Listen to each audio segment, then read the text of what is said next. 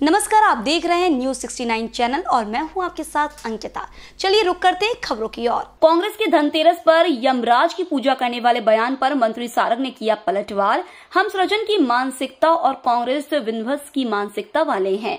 कांग्रेस के बयान से उनकी मानसिकता का पता चलता है। कांग्रेस अध्यक्ष चुनाव को लेकर मंत्री विश्वास कैलाश सारंग का कहना है कि कांग्रेस अध्यक्ष का नाम परिवर्तित कर देना चाहिए। खड़गे को अध्यक्ष बनाने के लिए ही कांग्रेस ने यह नाटक किया है।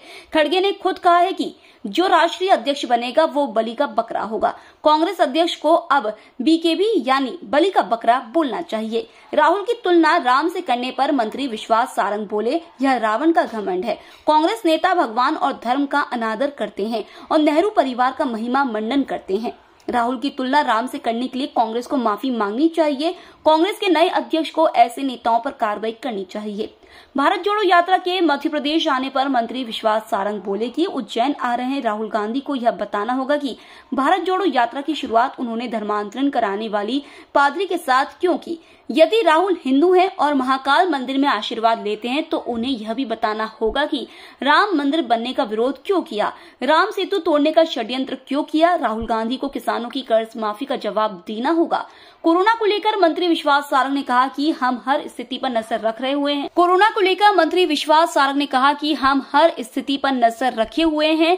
यह सुनिश्चित किया गया है कि केंद्र की गाइडलाइन का पालन करें। बूस्टर डोज को लेकर पहले ही कार्य योजना बनाई गई है। एलिजिबल लोग बूस्टर डोज लगवाएं, यह भी सुनिश्चित किया जाएगा। कमलनाथ के जैस के साथ चुनावी यात्रा करने की घोषणा पर मंत्री विश्वास सारंग ने कहा, जो कमलनाथ विधानसभा सत्र को बकवास बताते हैं वो विधानसभा चुनाव में कितना गंभीर होंगे। कमलनाथ को अपनी अध्यक्ष की कुर्सी बचकर रहना है। कमलनाथ को अपनी अध्यक्ष की कुर्सी बचाकर रखना है, इसलिए 15-20 दिनों में एक राजनीतिक कार्यक्रम में शामिल हो जाते हैं। कमलनाथ के अलावा सभी नेता गायब हैं। अपनी ढपली अपना ढोल से काम नहीं चलता। 15 महीने की कमलनाथ सरकार में जो भ्रष्टाचार हुआ उससे जनता ने समझ लिया है कि वो एक गलती थी। न्यूज 69 के लिए भोपाल से आदिल खान की रिपोर्ट। के लिए रामायण का मंचन जो है संस्कृति विभाग कर रहा है, तो उसको लेकर किस तरीके से? देखिए, निश्चित रूप से रामायण राम के व्यक्तित्व और कृतित्व को ही नहीं दर्शाता, बल्कि आम आदमी और हिंदुस्तान की जो पुरानी व्यवस्थाएं हैं उसमें क्या कुछ महत्व रामायण का था ये भी इंगित करता है। और रामायण में शबरी माता के माध्यम से आदिवासी समाज ने इस समाज के लिए, धर्म के लिए और आस्था के लिए क्या कुछ किया ये बात भी इंगित होती है। तो निश्चित रूप से रामायण जी का मंचन केवल अनुष्ठान ही नहीं है, अनुष्ठान तो है ही वो, पर उसके साथ साथ सामाजिक चेतना को के प्रचार प्रसार के लिए भी बहुत महत्वपूर्ण है और ये अच्छा कदम है। कहा जा रहा है कि वो बीजेपी जो है वो आदिवासियों को साधने के लिए इस तरीके का आयोजन कर रही है। देखिए, भारतीय जनता पार्टी किसी वर्ग को साधने के लिए कोई काम नहीं करती, बल्कि सभी वर्गों को मुख्य धारा में लाने के लिए काम करती है। उनका कल्याण हो, वो सरकार की योजनाएं से जुड़े और उनके माध्यम से समाज में और चेतना आए, यही हमारा संकल्प रहता है और यही हमारा कार्यक्रम करने का उद्देश्य होता है।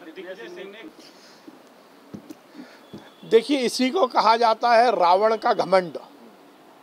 कांग्रेस के नेता, दिक्कत यही है कि भगवान का तो अनादर करते ही हैं, धर्म का अनादर करते ही हैं, पर उसके साथ साथ अपने नेता और खासकर नेहरू परिवार के सदस्यों का महिमा मंडन भी करते हैं।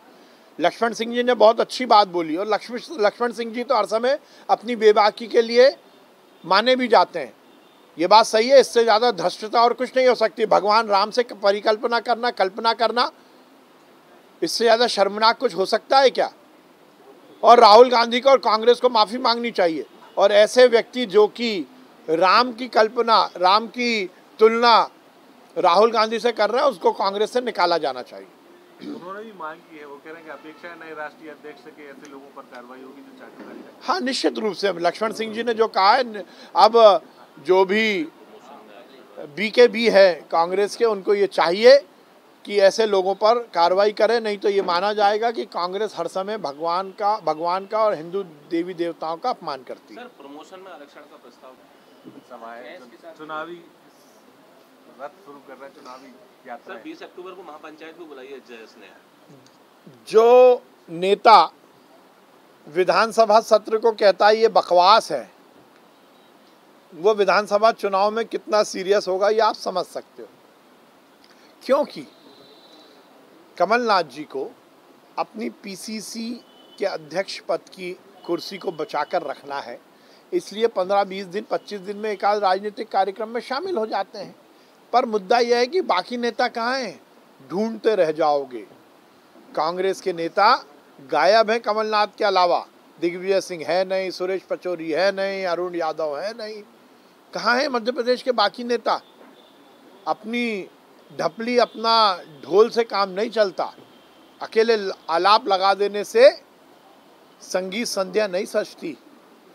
कमलनाथ जी गौन केस हैं और 15 महीने की कमलनाथ की सरकार में जिस प्रकार से भ्रष्टाचार हुआ उसमें जनता ने समझ लिया है कि वो एक गलती थी और गलती जनता दोहराएगी नहीं।